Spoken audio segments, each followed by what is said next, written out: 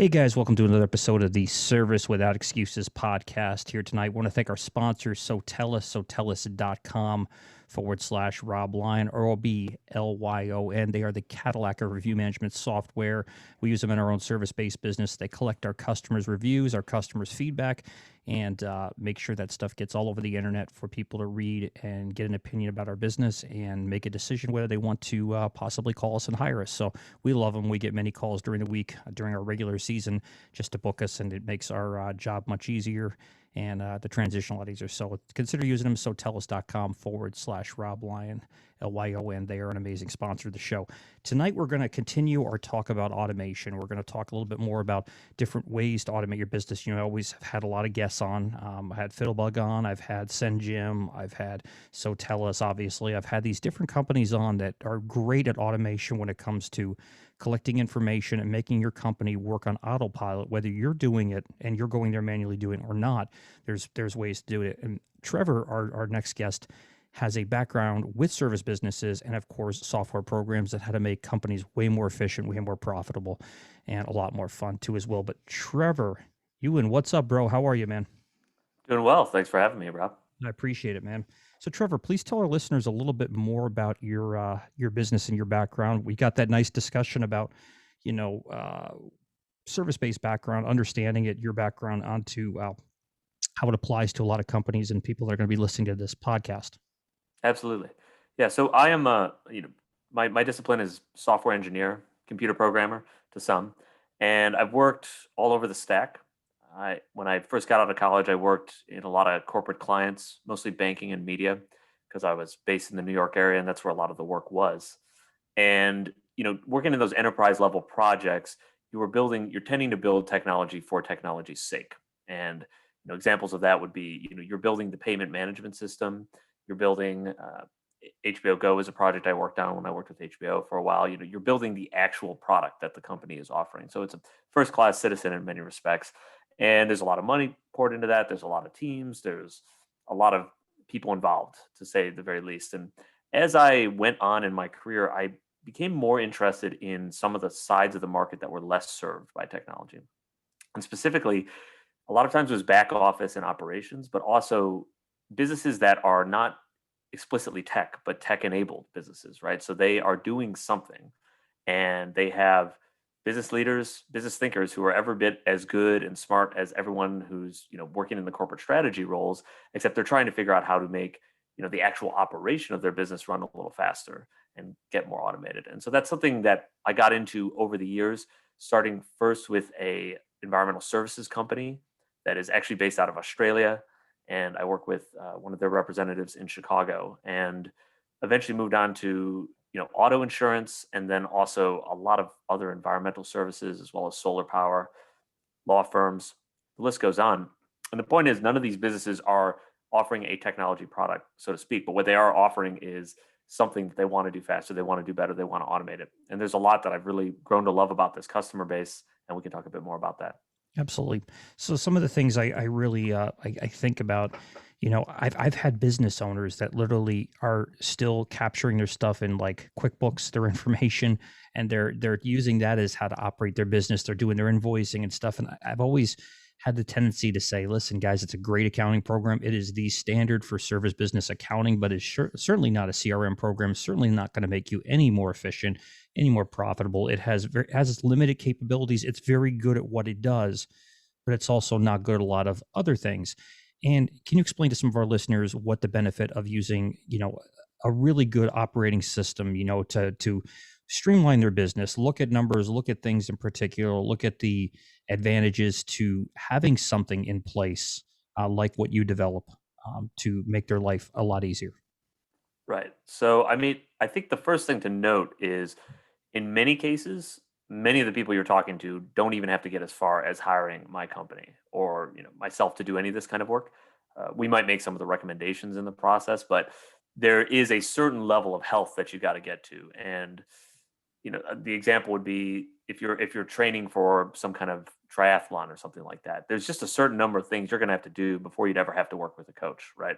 Just you got to get in shape, you got to eat right, you got to know how to swim, and to get all that stuff there, and then at the very end of it, okay, I want that slightly better time. I want that slightly better performance. That's where we come in. Not that we're coaches, but we are dealing with what I call the last mile problem in software. And it's all related. So we'll spend a lot of time with customers in discovery, something I really like to do because, as you know, these businesses are very relationship oriented, right? So I'm more than happy to talk to you 5 years before you actually need something that I can offer. And if nothing else, I get a great relationship out of it. And a lot of times what I'm saying is, hey, you're not working with a state of the art system here. You're not really working with an accounting system that's going to interface well with your sales system or your expense management system. Here's some recommendation. Here's some best in breed software for that. Really let them go out, do the research. Hopefully, they have someone on the operations side who can help them with that. So it's not all falling on the business owner, but sometimes you have a very motivated person who's willing to do that. And then once they get past that, probably a level of automation that you would think is sufficient for someone who's running a small to medium sized business, they are going to start to notice things in their business that are no longer generic, like having an accounting or expense management system. But all of a sudden, they're going to notice things that are very specific to their business that they also want to automate. That is the moment where we come in and deal with, what I've referred to in our case studies as the last mile problem. This idea of, okay, you're really good. You've gotten your operations as far as you can get. You're doing the 80%. Now we're going to go for that 20% that makes your business just supercharged. And it can be something along the lines of increasing efficiency in an operation task that you have in the back office, or a lot of the stuff ends up being a better way to get information from customers, particularly for very complex bid processes. We could speak to some examples of that in a bit. Yeah, absolutely. I would think that, yeah, it would answer some very specific things and would keep you on track. So if you have a business and you're not sure about where certain things are, you can pull reports, you can pull things from, again, those, regular financial things, but you can't pull, you can't see where KPIs are in the business, where those important quick decisions you have to make to keep yourself in line with what's currently going on, make those decisions that aren't going to cost you a lot of money. So in specific, let's just say a company, a service provider is growing their business and they're at the point they are doing, some serious revenue and they decide they want to have some type of custom software program. They've outgrown whatever else is out there. It's not fitting all their standards anymore. They may have grown into it and it's done as far as it can go, like you said, but they're ready to just hit that next plateau and they want something specific for them. Is that something your business helps service businesses out with? Absolutely.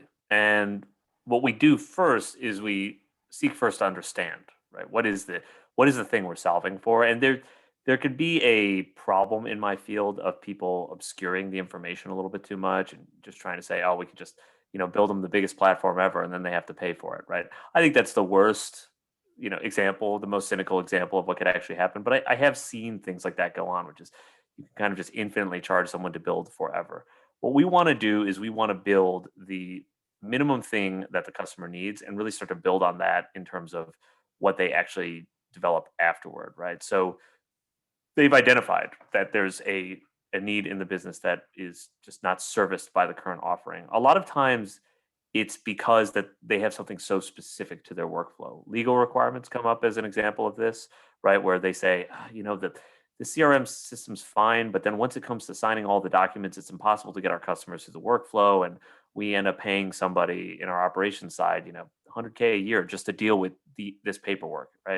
And they don't necessarily want to fire that person, but they want a smart person to do something else with their head than just wrangle paperwork, something that can be done in the automation phase. That'd be a good example of something that would come up a lot. And so we'd work with them and try and figure out what is really the problem that we're dealing with here. And sometimes the problem is that customers make a lot of mistakes. Sometimes the problem is administrative overhead. Sometimes the problem is just doing tons of checks and compliance, at the level that if a human does it, it's just going to be slow and computers are really good at dealing with that kind of work. But no matter what the case is, we want to make sure we're actually solving a real problem and not just, putting some gloss over it and then you're persisting with an issue. I was thinking about something as you were saying this. You're in that you dealt with environmental issues. So environmental, let's say, is part of what some of our listeners are. Is they're into the mold remediation portion of it, maybe asbestos remediation, maybe even it could be lead removal, whatever that happens to be. Yes, their program will track what they're doing financially and those things. But then, like you just brought up a great point. Documentation is key, especially when you're dealing with the environmental side. Oh yeah. You know, I don't know how it is in Australia, but I could say in America, in particular, the New York market, it's very, very specific, very detailed, and there's a lot of laws in place to make sure people are compliant to things. I would imagine having something in a program that is very, you're building something to them and having something very specific for an area. Say, okay, we have a form for this, a form for this that can be uploaded. It's digital, it's online, whatever it is. And maybe a technician or somebody goes out to a house, does the work, does the job, and needs to have that, be able to pull that file down to get a signature of acknowledgement from the customer. I'd imagine those things very specific to environmental contractors would be a major thing. Yeah, and I think that's why we've had some capture in the industry. I think there's two things going on. One is just I happen to have a few relationships there, but also some growth. I think is another factor. But beyond that, we've seen two things in environmental services that are always interesting. One is the regulation, as you mentioned, and Australia at the time it's changed a bit. They, like our country, have things change a lot as the politics change, but they had at the time instituted the first, I think, major carbon tax that any I think any country at that point had had. I know they had the hole in the ozone layer there, so there was a much bigger, more prescient environmental concern going on, and so there was all these monitoring requirements, and all of a sudden, my customer was operating a lot of landfills there, and they had so many reporting requirements, and it's exactly what you say. Technician was going out into the field, and they just collect data point, data point, data point, and then upload it to the system, and the system is doing a trillion different things in the background to make sure those data points get to the right place, get to the right people, get signed off. If a particular reading is above a certain threshold, the administrators get notified. That kind of, we want to say really boring stuff, but stuff that is really the meat of that kind of business. If you're running landfills, that pretty much is your job. It is those reporting requirements. And then the other side we get is sometimes requirements and estimation process from customers is extremely complicated, right? So, it's just different than saying, "Hey, I want the wall painted white," right? All of a sudden you need to say, give people a lot of dimensions about the kind of space or the kind of building they're operating on. What's the permitting requirements, the legal regime around there? Do you have this documentation, this paperwork? All that stuff needs to get uploaded, collected. Of course, it has to be secured. So there's a certain kind of business, and you see this a lot in the service world, where the the information that needs to be collected from customers gets complicated enough that the cost to build a custom system becomes almost nothing to them because they realize, well, we're paying the cost anyway. We're paying for someone to go out and manually do this work. And that's been the most rewarding part about working with my customers is I don't usually have to convince them to spend money on this because if they're aware of what's going on in their business, they've already spent a lot of money on it. It's really even more than that. It's not even spending money, it's an investment on your infrastructure, investment on your business, investment on your future. Yeah, I do think these things are, very, very critical when it comes to growing your business and having it. And again, you have a bunch of different employees. Let's say you're an environmental contractor and you have 100 employees. Are every single employee, every technician going out and doing the exact same job every time, cross the T's, dotting the I's? No. But if you have systems in place, automated systems like this, like computer programs that can take these files, these documents, and say, okay, we're at this point. We got to make sure on this particular situation, we're getting, this signed, this signed. The customer has this statement or has this file sent to them. So they're, we're all on the same page. And especially when it comes to governmental compliance too, as well, I would imagine having something that does that is it's like I said, it's a full-time staff, not just one employee that's having these things put in place to do it. I can think about there's programs in the disaster restoration field, and there are files and things that can be done to it, but every single I hear stories that pretty much on a daily basis. Oh, it didn't have this, so I got to go to this program, I got to go to this program. And it gets to the point where some of these companies, again, not to go back to what we said before, all hit a plateau where they need something specific to a business. Businesses think nothing about something specific in the marketing realm. Well, I want to have this type of marketing, maybe I want to do this type of thing, and I want to branch out into these ventures, and they think nothing about that. But their background stuff, their back end stuff, the back office stuff, making sure it's done correctly too as well. We had a program called it was a job document program. And what it did is you would have customers sign off. They get we're here, we're testing for lead, we're testing for asbestos, we're testing for whatever, we're making sure this is done. We've contact, and it's basically a checkoff list, and it's a digital checkoff list that goes out with the technician. We report what the job is, and then all of this stuff is done, and then it's uploaded to a cloud or to the server, and it's gone. It's done and finished. So I would think that very very specific things to would be like a full time staff that is handling things. But the thing is, that full time staff is not, somebody didn't come in today, somebody's sick, somebody's not on their game. These things are taken care of regardless. Yeah, absolutely. And I like that you mentioned investment too. Obviously, we want people to go away thinking about it like that, but we do have good, having done this now for a number of years, we have a couple good instances, a couple good examples of it. I like to think about, in this case, we have this case study available online, but the insurance company we work with works a lot in the used car market, and that world is highly regulated by state law, right? So every state is you're effectively opening a new business. And when we started with them, they had 4 states. Granted, they were fairly large states, including California, which was their main market. Well, they're now in 16 states, right? And what's really cool about that is the platform has undoubtedly allowed them that expansion, because instead of developing the paper trail in all those new markets, they just went to the new markets and said, no, you're using the platform exclusively, right? So they didn't even have to offer the dual option to say, oh, we have a paper and the electronic option. We just have, oh no, this is the way it's going to work.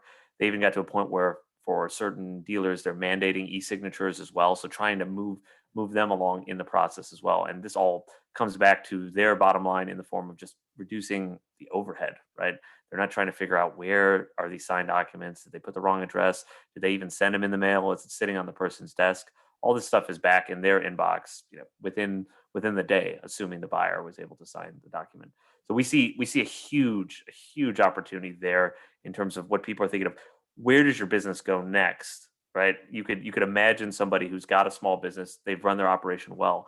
If you're thinking about, say, franchising it or expanding it out where you're going to have other managers, it would be immensely helpful to have a centralized platform where you're able to do all this kind of work. And then you can tell the new manager, hey, I know you're not as familiar with this business as I am, and you're opening a new branch, but guess what? You're going to get all your contract processing done through the system we've already built. And then I think the final act of this, which will take a while to achieve for some, but some of the most ambitious will recognize they own the IP. And if they've actually built up the best, say, lead remediation platform for the state of New Jersey, for instance, where we both live, if you have that platform, well, that's fully a sellable platform. For one thing, it's a business on its own, right? You could sell that to other people via subscription, but you could also sell that as a standalone asset outside of your business for a very decent price as well, because software businesses tend to go for pretty good multiples. One of the big things a business is worth, everybody gets really focused on their business assets. So they decide one day, I want to sell it. I don't have any kids. I don't have somebody want to try it down to. They want to uh, just put it up in the open market to sell.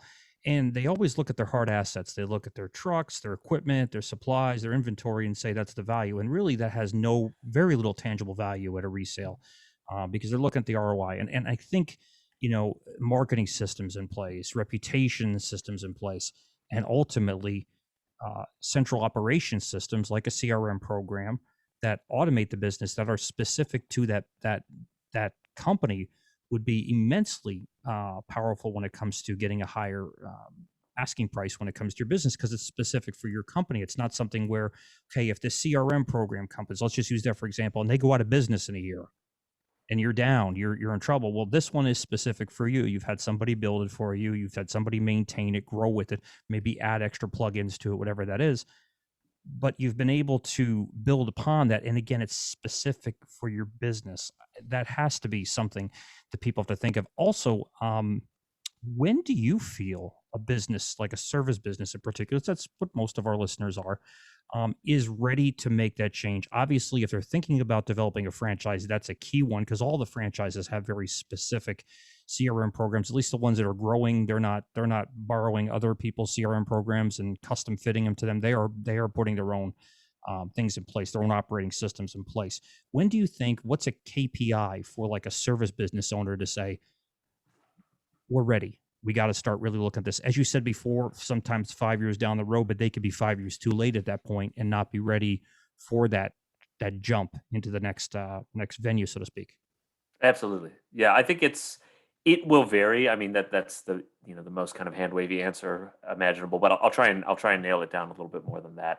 So what I'll say is I tend to see that businesses below $1 million in revenue, which I think is a pretty big marker for a lot of people in the small business world, they probably have enough stuff they can improve on without investing a significant amount of money in this. And the other reason I say that is because they would look a project like this would be a large enough chunk of their annual revenue that now may still be worth the investment. They're very growth minded. They're very forward looking. That's fine.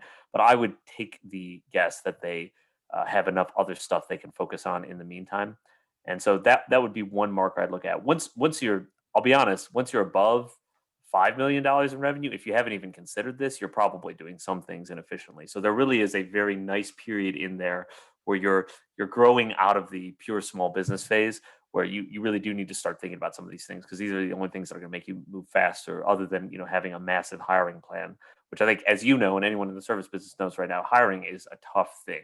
So getting the automation right in terms of having to hire a few less people is just better, so you can keep the best people you got hard at work on that side. So that's one thing I'd say. So under 1 million, you probably have other things you can do. Above that, you really should start thinking about it. And above five, I'd just be shocked if you didn't have something like this already in place, or something like this that you're already working on. The other thing I'd say is I just want to make sure the business is already healthy, right? So if they say something along the lines of, well, we just can't, we can't get our accounting in order, and I find out that they don't really have a decent accounting system in place, that's not a custom thing that we have to build. Every now and then you'll have a business that does have very extremely custom accounting needs, and that's fine. But there's great off the shelf tools for that kind of stuff, and they should absolutely be using it. Now, when they start thinking about the higher order problem of, we don't have an accounting system that sends the right kind of invoice to our customer because our customers need the invoices looking like this or some other specific thing. Now we're starting to talk about the kind of problem that gets on top of that off the shelf stuff. Every now and then there is a sense to build something that an off the shelf company has done, but if there's enough money in a business, some kind of commodified software, I do encourage people to look off the shelf first, because there are people, literally dedicating, in some cases, billions of dollars to making sure that that product runs well and runs effectively and has new features and new things for them. So it's starting to get more to that business specificity case. And I think you also have to evaluate your customers, right? And what are you doing with your customers? Are your customers expecting high digital touch points? That's going to be earlier that you're going to have to deal with that. Are they not expecting it? Okay, well, then it's something you can maybe wait on. One thing I will say, though, and we see this a lot in the auto insurance world, customers drag their feet, and the insurers are just uh, trying to move them along, because at this point they're just saying the back office cost is getting too high, and we like making these customers comfortable, but we also like keeping the process moving. So I think they do have a certain amount of patience that they lose at a certain point when you realize you're spending a couple $100,000 a year in the back office just dealing with paperwork. So that's some of the dynamics I see at play, and I think anyone will know their customers well, and they'll know what stage in the life cycle they're in. They'll say, yeah, am I still complaining about stuff that's fairly generic? Have I not even figured out how my company email system works? Like that kind of stuff, your domain, your email system, all that stuff you can get that right without any of our help. But then when you're at that higher level decision, that's a great point to engage with it. And plus, it's something again you can custom build to your company to suit your needs, and it's yours. Again, tremendous resale value, tremendous value in your business, tremendous value in the equity of the business. Frankly, that seems to be the best way in my opinion, to look at it. But Trevor, how can our listeners find out a little bit more information about you? Say they're interested in this, they want to know a little bit more, and they're saying, hey, I think we're here. My business, like you said, in restoration, 5 million is not an odd number for restoration contractors, and Sure.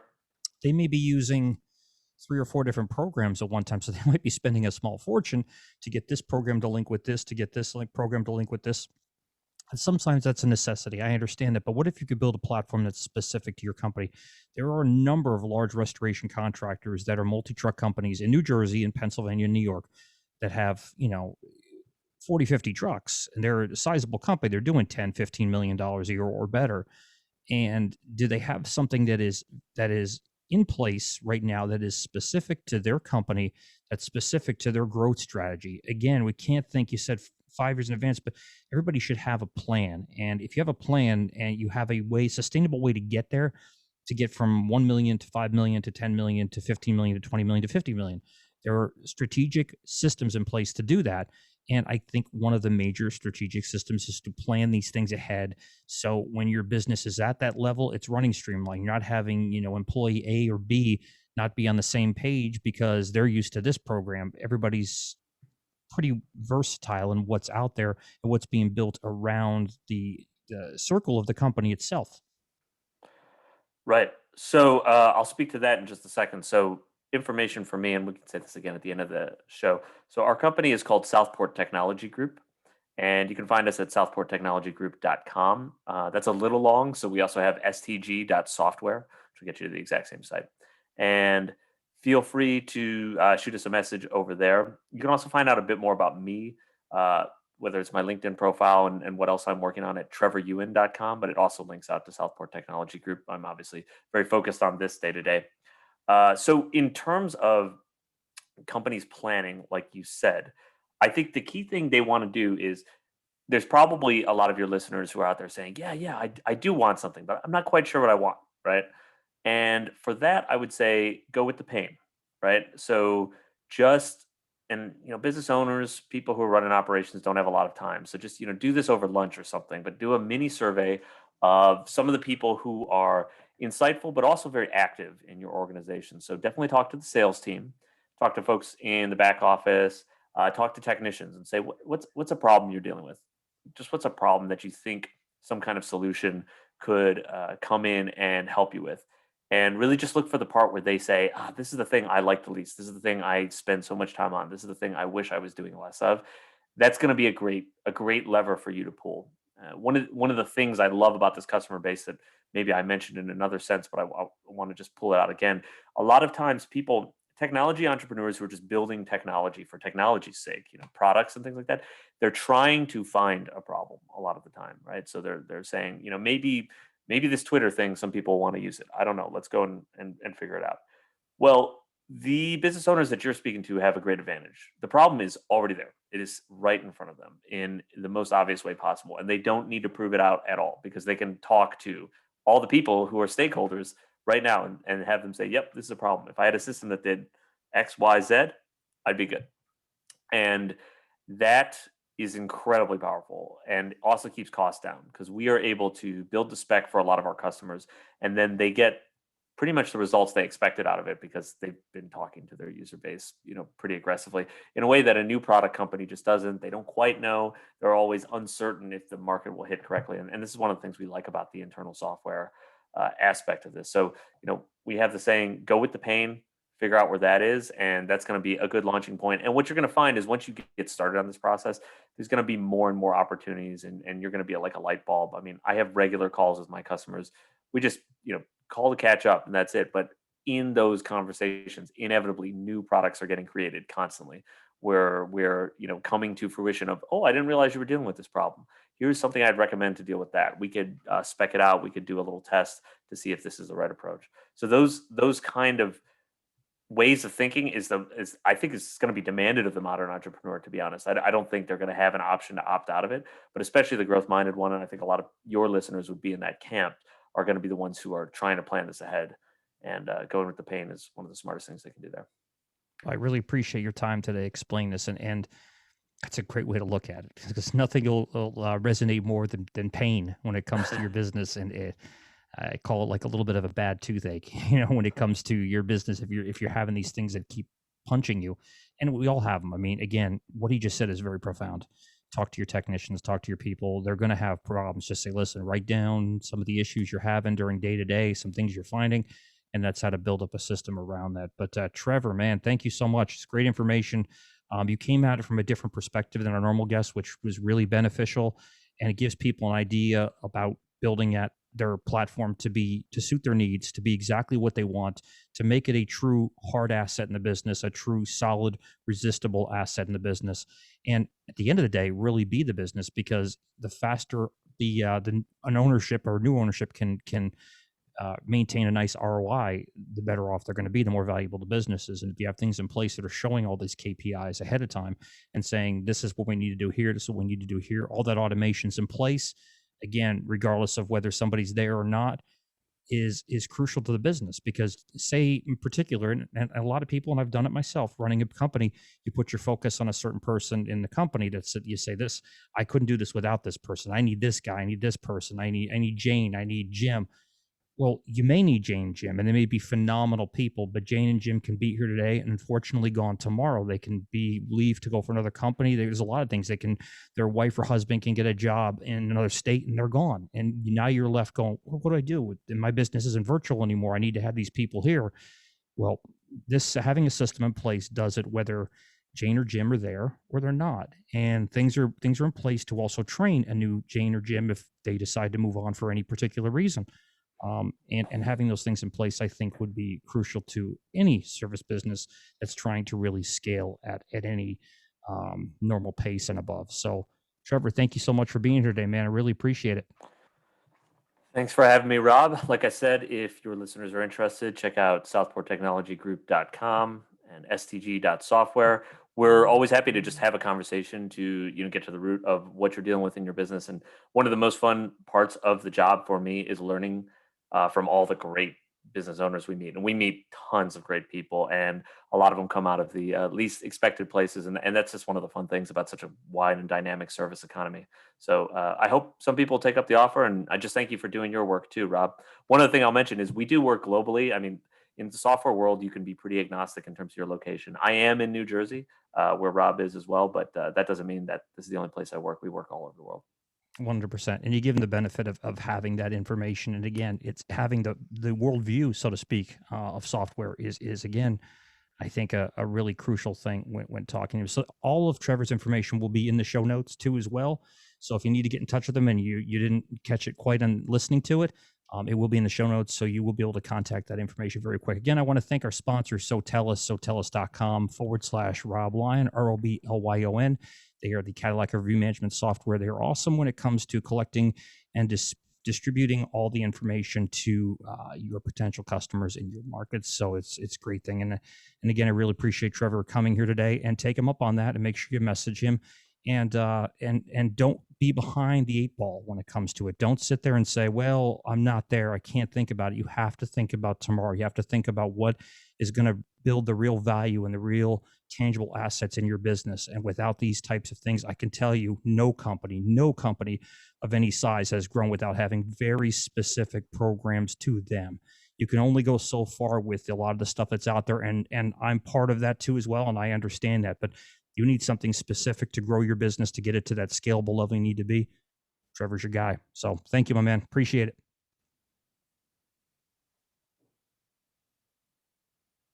Have a good day. Thanks, Rob.